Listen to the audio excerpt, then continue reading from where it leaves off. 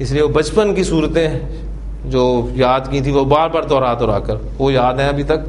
اب کوئی صورت یاد کرنے کی کوشش کرتے ہیں تو آپ کو پتہ ہے کہ وہ اگر انہیں آیات کو ریپیٹ نہ کیا جائے تو بھول جاتی ہیں. تو بڑی اس کے لیے حفاظت کی ضرورت ہے. تو پھر قواعد ہیں, روٹین میں استعمال نہیں ہوتی لینگویج, تو انہیں بار بار دہرائیں گے تو انشاءاللہ تعالیٰ یہ یاد ہوں گے. اب جب بھی میں مثال آپ کے سامنے بیان کروں تو مثال واوی, مثال یائی, اور یہ ساری باتیں آپ کے ذہن میں آ جانی چاہیے. تو الحمدللہ ہمارا یہ ٹاپک بھی آج مکمل ہو گیا. خیر سے افعال میں حرف علت کا استعمال, حرف علت فا کلمہ کی جگہ پر آ جائے تو مثال کہتے ہیں. اب حرف علت عین کلمہ کی جگہ پر بھی آ سکتا ہے. مثلا قاف واو لام,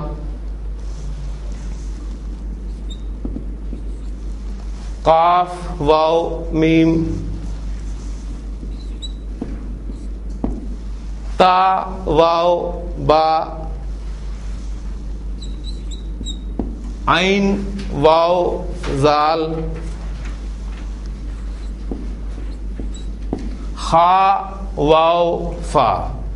یہ میں آپ کے لیے جان کر لکھتا ہوں, کبھی ملا کر حروف کو لکھ دیتا ہوں, کبھی مادے کو بالکل الگ الگ کر کے لکھتا ہوں تاکہ دونوں چیزیں آپ کے سامنے ہونی چاہیے. ٹھیک ہے. تو حرف علت واو آپ کا عین کلمہ کی جگہ پر استعمال ہو رہا ہے, یا پھر یا بھی استعمال ہو سکتا ہے. مثلا زا یا دال, عین کلمہ کی جگہ پر حرف علت آ گیا. شین یا حمزہ, جیم یا حمزہ. اب پہلی بات نوٹ کریں, جب آپ کے فعل کے حروف مادہ میں عین کلمہ کی جگہ پر حرف علت آ جائے, چاہے واو آ جائے چاہے یا آ جائے, تو اسے گرامر کی اصطلاح میں غیر صحیح فعل کی قسم اجوف کہا جاتا ہے. اجوف, جوف, جوف کسے کہتے ہیں؟ پیٹ کو. یہ آپ دیکھتے ہیں درمیان میں ہوتا ہے, تو حرف علت جو درمیان میں ہے وہ اجوف کہلائے گا. اب پھر اسی طرز پر مثال واوی مثال یائی, تو اجوف واوی اجوف یائی.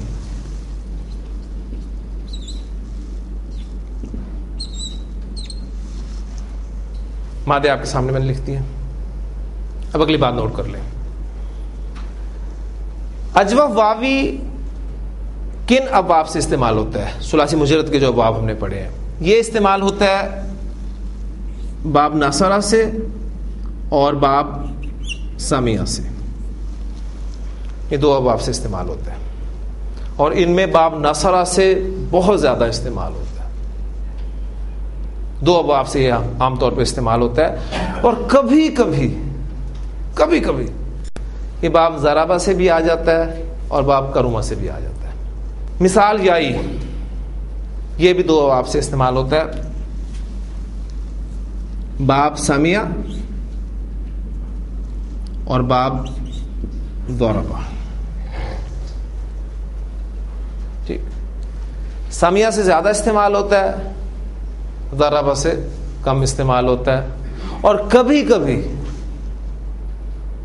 یہ باب ناصرہ سے بھی استعمال ہو جاتا ہے. لیکن ہمارا فوکس ان دو ابواب پر ہی ہے. کلیئر ہوگی بات؟ اجوف واوی اجوف یائی. اب میں ان کی گردانوں میں جو چینجز آتی ہیں, قواعد کون سے اپلائی ہوتے ہیں, میں اس کی طرف توجہ دیتا ہوں. میرے پاس مادہ ہے پہلا, سب سے اہم مادہ, قاف واو لام. اجوف واوی سب سے زیادہ کس باب سے استعمال ہوتا ہے؟ ناصرہ ینصرو سے. نارمل ماضی مضارع بنائے, جو ہماری روٹین ہے, جو ہماری پریکٹس ہے. کیا بنے گا؟ قوالا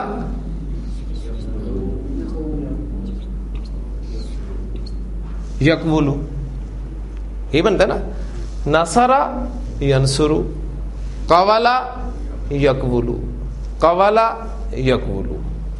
اچھا اب میں ایک کام کروں گا آج اس ایک باب کو سمجھانے کے لیے، کیونکہ دو ابواب ہیں تو صرف مجھے ان دو ابواب کی گردانیں لکھنی پڑیں گی. آپ بھی ذہن میں رکھیے گا، میری مدد کیجیے، نارمل گردان کریں ذرا تاکہ میں سچویشنز اور پھر قواعد آپ کے ساتھ ساتھ جو اپلائی کرتا رہوں. قوالا ماضی کی گردان بنے گی ہماری، قوالا قوالا، قولو قولت، قولتا، قولنا. اور یہ ہمارا کانٹا چینج ہو جاتا ہے، لہٰذا اب یہ قولنا سے آگے وہ میں نہیں لکھ رہا.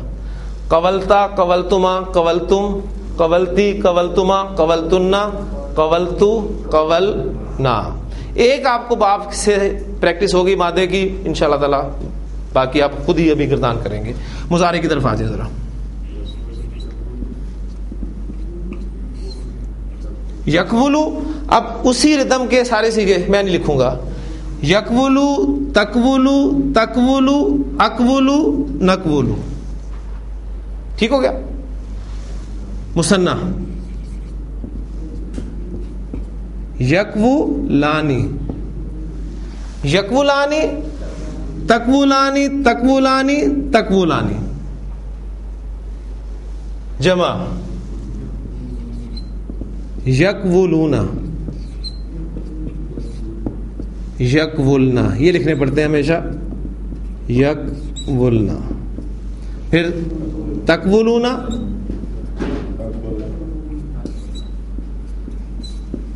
تکولنا. اور پھر آخری سیگا ہمارا تکولینا.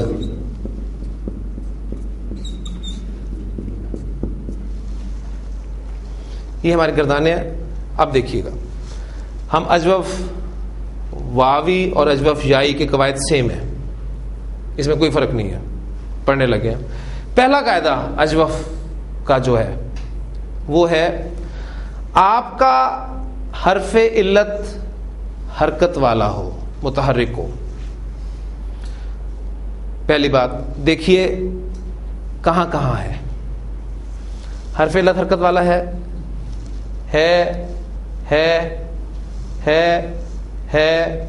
ہے تو ہے 14 کے 14 سیغوں میں حرف علت حرکت والا ہے. ٹھیک ہے، حرف علت حرکت والا ہے. یہاں ہے تو اس کی فیملی میں ہے، یہاں ہے اس کی فیملی میں ہے، یہاں ہے تو اس کی فیملی میں، پورا ہر جگہ پر حرف علت حرکت والا ہے. ٹھیک ہے. آپ کا حرف علت متحرک ہو، حرکت والا ہو، پیچھے زبر ہو. پہلی بات نوٹ کریں، حرف علت حرکت والا ہو، پیچھے زبر ہو. اب ساتھ ایک چیز ایڈ کر لیں، دیکھیں پیچھے زبر کہاں کہاں ہے. زبر ہے، زبر ہے، زبر ہے، زبر ہے، زبر ہے، زبر ہے، زبر ہے، پوری گردان میں زبر ہے. مضارع میں ہے، حرف علت متحرک ہے، پیچھے زبر نہیں ہے. نہیں ہے، کہیں نہیں ہے. نہیں ہے، کہیں نہیں ہے. نہیں ہے، کہیں نہیں ہے. دو سچویشنز بن گئی نا. حرف علت متحرک، پیچھے زبر. حرف علت متحرک، پیچھے ساکن. یہ دو سچویشنز بن رہی ہیں آپ کے سامنے. دو سچویشنز ہیں، اب دو ہی قاعدے ہیں. حرف علت آپ کا متحرک ہو، پیچھے زبر ہو. اب قاعدہ سنیں، حرف علت کو الف میں تبدیل کر دیا جاتا ہے. حرف علت متحرک ہو، پیچھے زبر ہو، تو حرف علت کو کیا کریں گے؟ الف میں تبدیل کریں گے. تو ایک قوالا سے کیا بن جائے گا؟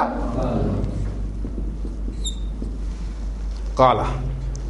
تو جو ہم اکثر جگہ پہ، میں بھی روز آپ کے سامنے آ کے کہتا تھا کہ قال اللہ تعالی، اللہ تعالیٰ نے فرمایا، قال رسول اللہ صلی اللہ علیہ وسلم. تو یہ وہ قالا اس طرح بنتا ہے، اصل میں یہ تھا قوالا.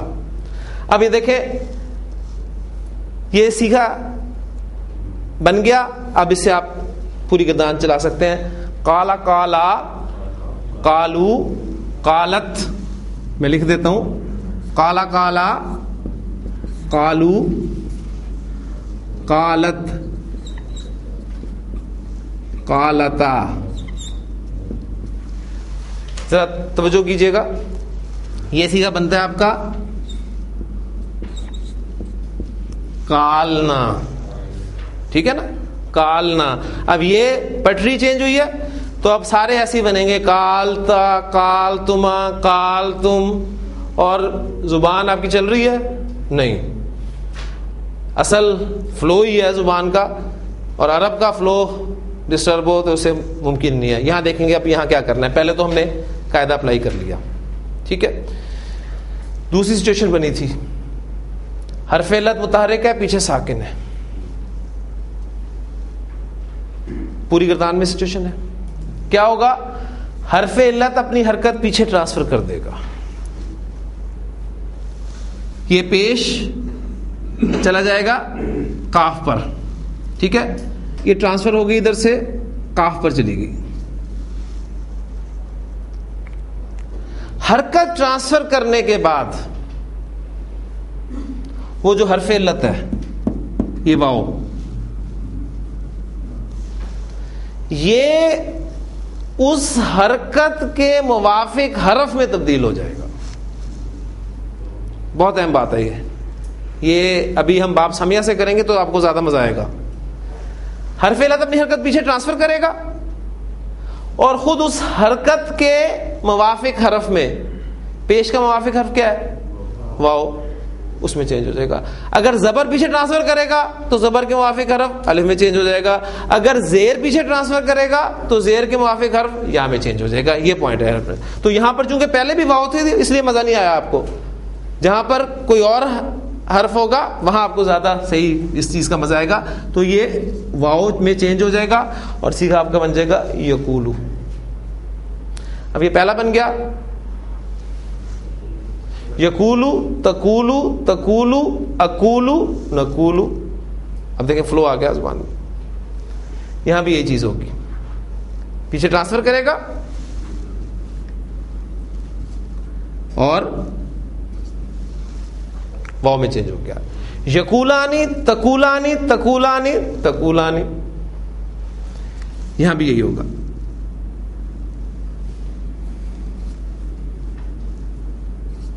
یقولون, اب دیکھیے ذرا حرکت اس نے پیچھے ٹرانسفر کی, یقولنا,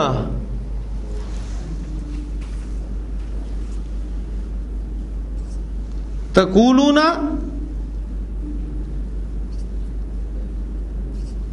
تقولنا اور